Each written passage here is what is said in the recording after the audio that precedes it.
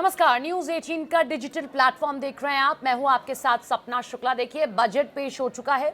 सभी वर्ग को कुछ ना कुछ उम्मीद रहती है कि देश का बजट आएगा तो क्या उन पर असर पड़ेगा और कैसे वो अपनी फ्यूचर प्लानिंग करें।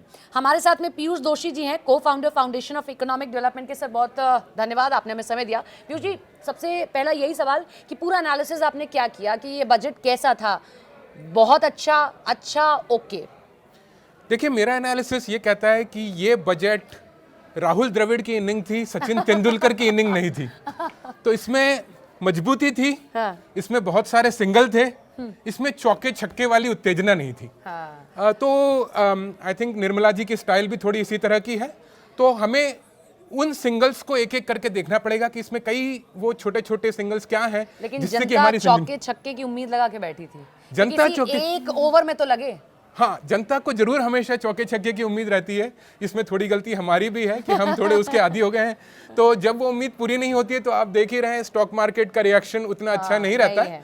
पर जैसे हम इसके जो छोटे छोटे इसमें बातें की गई हैं, खास तौर से अगर उनका इम्प्लीमेंटेशन धरातल पर सही होता है तो हम देखेंगे कि इसके कई अच्छे नतीजे निकलेंगे और स्टॉक मार्केट में भी उसका असर देखने को मिलेगा। किसी एक ओवर में, यानी कि किसी एक वर्ग के लिए तो ठीक ठाक आया होगा। वो किसके लिए? क्योंकि किसान उम्मीद लगा के बैठा था या तो किसान सम्मान निधि बढ़े या फिर हमें खाद में दिक्कत कम हो, लेकिन उस तरीके का बजट उसके लिए भी नहीं आया। चुनावी राज्य अपनी उम्मीदें लगाकर बैठे थे कि भाई जैसे पिछले बार के बजट में मखाना बोर्ड बनाया गया, मखाना बोर्ड को लेकर चीजें हुई, या बिहार को लेकर मैथिली जो वहाँ की परंपरा है उसको लेकर चीजें आई। इस बार जो पश्चिम बंगाल था, असम था, तमिलनाडु था, इनको कुछ मिलता। तो किसी एक के लिए तो कुछ आया होगा, किसके लिए आया? आपका क्या एनालिसिस जब बजट पढ़ रहे थे या सुन रहे थे तो लगा? हाँ जी, बिल्कुल। तो इसमें एक तो जो है हमारे एक बड़ी दिक्कत इस समय देश में ये है कि हमें इन्वेस्टमेंट, निवेश की काफ़ी ज़रूरत है। निवेश काफ़ी कम हो रहा है, नेट एफडीआई नेगेटिव हो गया है। तो उसमें जो फॉरेन इन्वेस्टर है उसका कॉन्फिडेंस बढ़ाने के लिए काफ़ी महत्वपूर्ण सुधार किए गए जिन्हें हमें समझने की ज़रूरत है। जैसे कि सेफ हार्बर अब 15% पे दिया जा रहा है आईटी के सारे सेक्टर्स के लिए, और उसमें भी वो सेल्फ सर्टिफिकेशन के बेसिस पे दिया जा सकेगा। तो आज बड़ी दिक्कत ये होती है कि जो फॉरेन इन्वेस्टर है वो आता है, इन्वेस्ट करता है, फिर उसके डिस्प्यूट्स चलते रहते हैं, तो उससे कॉन्फिडेंस में कमी आती है। तो काफ़ी महत्वपूर्ण सुधारों की घोषणा की गई है। इसी तरह से जो हमारा मैन्युफैक्चरिंग सेक्टर है उसके लिए भी कई सारे छोटे छोटे सुधार हैं। ऐसा कोई बहुत बड़ा नहीं है, पर जो बहुत महत्वपूर्ण हमारे मैन्युफैक्चरिंग के सेक्टर हैं, जैसे टेक्सटाइल में कई सारी छोटी छोटी घोषणाएं की गई हैं कि फाइबर को कैसे प्रोडक्शन बढ़ाया जाए, जो हमारे क्लस्टर्स हैं 200 मैन्युफैक्चरिंग के क्लस्टर हैं उनको कैसे रेनोवेट किया जाए। आज आप किसी भी मैन्युफैक्चरिंग से क्लस्टर में जाइए, बड़ी खराब हालत होती है, रोड टूटी हुई है वहाँ पर।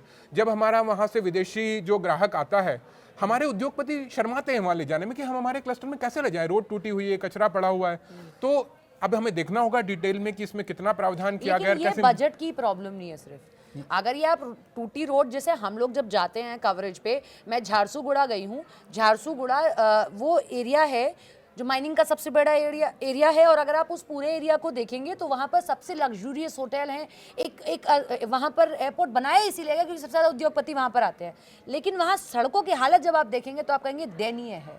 लेकिन इसका मुझे नहीं लगता कि बजट से फिर बहुत असर पड़ेगा अगर इस पर ही कुछ करना है तो। नहीं, आप बिल्कुल सही कह रही हैं। ये स्टेट पॉलिटिक्स का हिस्सा है। बिल्कुल। इसमें बजट सिर्फ ये कर सकता है कि उस चीज के लिए पैसे का प्रावधान कर सकता है कि अगर ये समस्या जहां तक उचित पैसा न होने की वजह से है तो उतना बजट कर सकता है, पर उसको पैसे को सही तरीके से यूज करना, उसमें करप्शन कम हो और इम्प्लीमेंटेशन ज्यादा हो, ये तो पूरी तरह से राज्य सरकार की जिम्मेदारी बनती है। क्या जो हम पढ़ रहे थे जब ये बजट आने वाला था उससे पहले कि inflation rate is now in okay स्थिति, अगर हम एक ओके सिचुएशन में, क्या गवर्नमेंट ने इसलिए जो टैक्स स्लैब है उसमें छेड़छाड़ नहीं की कि ऑलरेडी हमने मिडिल क्लास को दिवाली पर भी तोहफा दे दिया, पिछला भी जीएसटी टैक्स स्लैब ठीक कर दिया था, तो इसलिए नहीं दिया?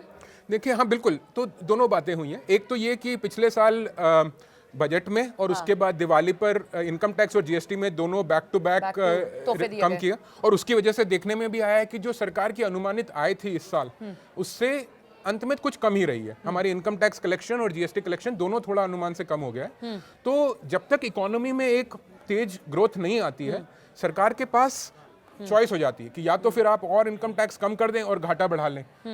लेकिन मैं इस बात की दाद देना चाहूँगा कि सरकार ने जो फिस्कल डेफिसिट, जो वित्तीय घाटे का अपना टारगेट रखा था 4.4% का, उसको अचीव किया है और अगले साल 4.3% रखा। ये बहुत जरूरी है क्योंकि अगर एक बार इन्फ्लेशन कंट्रोल में रहता है तो उससे ग्रोथ में भी मदद मिलेगी और एक्चुअली सबसे गरीब आदमी के लिए सबसे बड़ा टैक्स इन्फ्लेशन है। क्योंकि देखिए महंगाई नहीं बढ़नी चाहिए भाई। देखिए इनकम टैक्स तो सिर्फ 2% लोग देते हैं, 98% लोग जो टैक्स देते हैं वो इन्फ्लेशन का टैक्स देते हैं। तो इन्फ्लेशन बड़ा टैक्स है, इनकम टैक्स छोटा टैक्स है।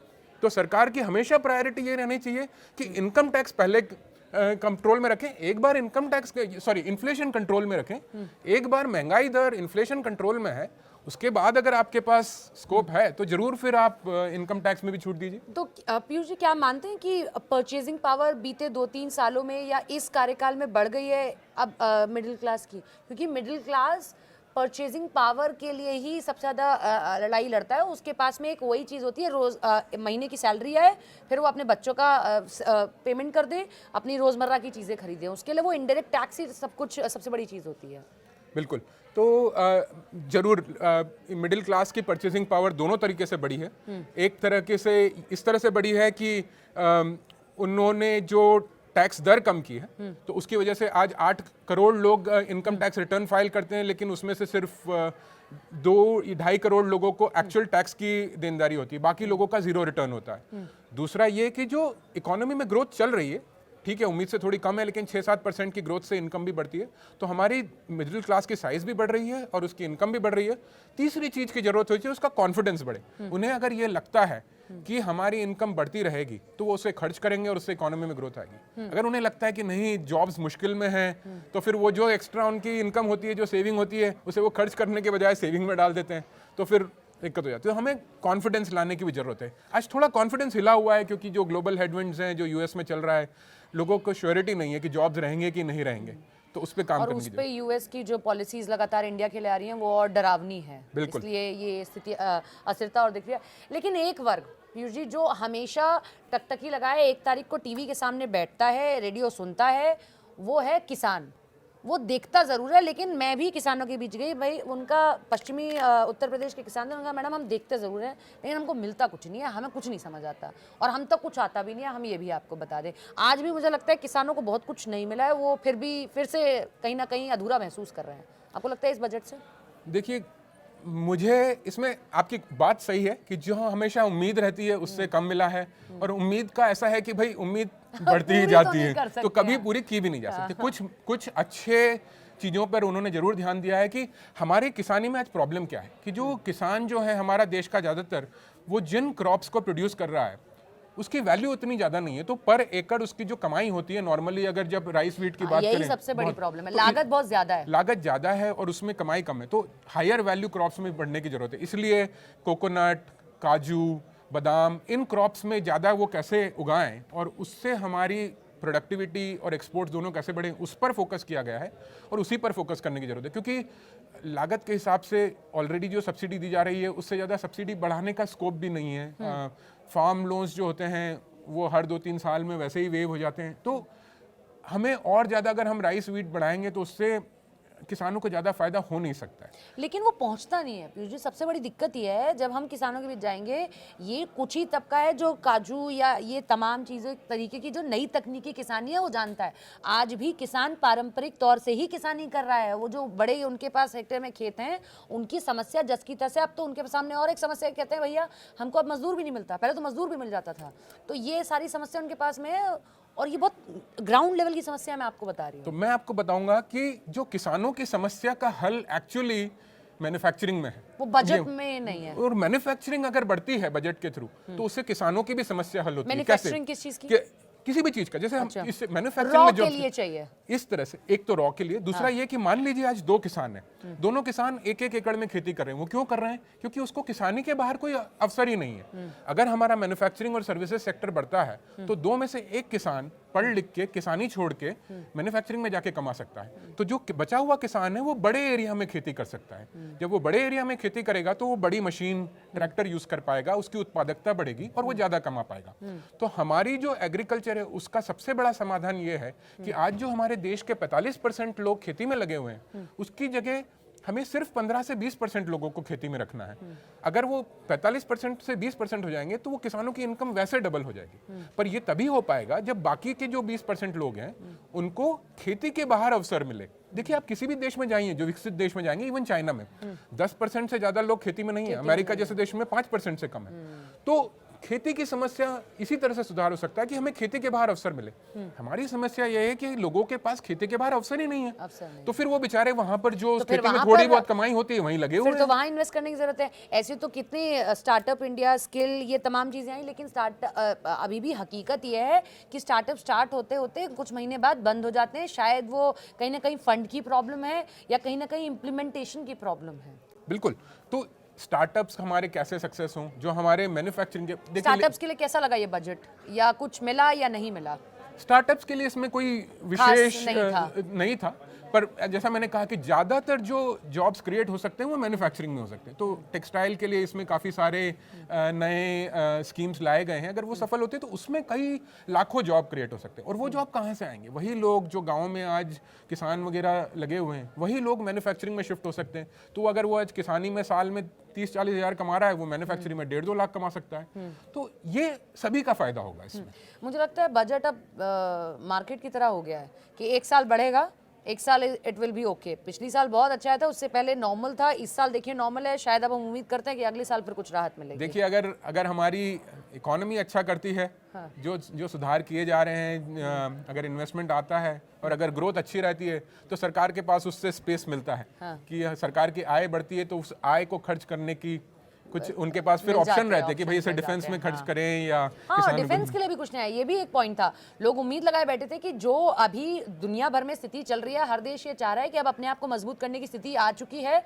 और हमने भी जो पहलगाम के बाद ऑपरेशन सिंदूर और तमाम ये चीजें की हैं, तो डिफेंस को कुछ मिलता। लेकिन डिफेंस, लोगों ने इस बार मार्केट में डिफेंस पे दाव खेला था, कई सारे डिफेंस से जुड़ी हुई चीजें आप बेहतर जानते होंगे, लेकिन डिफेंस में भी कुछ खास नहीं ऐसा आया। बिल्कुल, डिफेंस का जो नॉर्मल हर साल जो थोड़ा बहुत खर्चा बढ़ाते हैं वो बढ़ाते हैं, पर बात वही थी कि डिफेंस में बढ़ाते हैं, काटे क्या? सवाल क्या है कि काटे कहाँ पर? यानी कि रेवेन्यू अभी उस लेवल का नहीं है। रेवेन्यू जब तक नहीं बढ़ेगा हम काटेंगे कैसे? तो सवाल इसी पे आ जाता है घुमा फिरा के कि हमारी अगर नॉमिनल ग्रोथ रेट जिसे कि कहते हैं वो 7-8% रही है, चाहे हमारी ओवरऑल जीडीपी ग्रोथ 6% रही क्योंकि इन्फ्लेशन कम रहा, पर अगर नॉमिनल ग्रोथ सिर्फ 7-8% रही है तो सरकार के पास वो एबिलिटी ही नहीं है कि हम कहीं पर बहुत ज्यादा बढ़ा के दे पाए। तो उसका कारण क्या? ग्लोबली जो अनसर्टेनिटी चल रही है वो ग्लोबल अनसर्टेनिटी का भी कारण है, क्योंकि उसकी वजह से हमारे एक्सपोर्ट्स पर असर पड़ रहा है। और यूएसए का टैरिफ, हमें पूरी उम्मीद है कि अगले 2-3 महीनों में एक अच्छी ट्रेड डील हो जाए। तो EUFTA अगर इम्प्लीमेंट होता है और यूएस के साथ ट्रेड डील हो जाती है तो अगले साल हमारी इकोनॉमी को बहुत बड़ा बूस्ट मिल सकता है, और उसके बाद हम उम्मीद कर सकते हैं कि बजट में कुछ चौके छक्के लगे। लास्ट क्वेश्चन, क्या ये पॉलिटिकल बजट था? क्या ये बस नॉर्मल एक बजट था? आप इसे कैसे देखते हैं? ये एक कॉन्फिडेंट सरकार का बजट था। कॉन्फिडेंट सरकार का, ये एक सरकार का बजट था। उसे जानती थी कि मुझे वोट खरीदने के लिए कुछ ऐसा बड़ा करने की जरूरत नहीं है। सरकार अपनी सीमाओं को जानती है कि हम, और उसको एक सुदृढ़ रूप से हमारी अर्थव्यवस्था को कैसे चलाना है, उसमें ऐसा कुछ ना करें जिससे कि व्यवस्था हिल जाए। आज हमारी स्थिति हमारी उम्मीद से कम जरूर है लेकिन काफी ठीक है, बेहतर है बाकियों से काफी बेहतर है। तो हमें उस स्टेबिलिटी के पाथ पर बने रहना है, सरकार वही चाहती थी। नहीं तो लोक लुभावने वायदे करके बजट में बड़ा खर्चा कर देना, उससे वोट जरूर मिल जाते हैं लेकिन वो अर्थव्यवस्था के लिए ठीक नहीं होता है। तो वो सरकार ने नहीं किया, इसलिए मैं इसे कॉन्फिडेंट सरकार का बजट कहूंगा। पॉलिटिकल बजट नहीं था, चौके छक्के नहीं लगे, लेकिन बाउंड्री से पीयूष जी के अकॉर्डिंग मैच जीत लिया है। हाँ, सिंगल माफ कीजिएगा, सिंगल करते करते ये मैच जीत लिया है पीयूष जी के अकॉर्डिंग। एक कॉन्फिडेंट बजट मोदी सरकार ने, देश की वित्त मंत्री निर्मला सीतारमण ने ये 9वां बजट सबके सामने रख दिया है।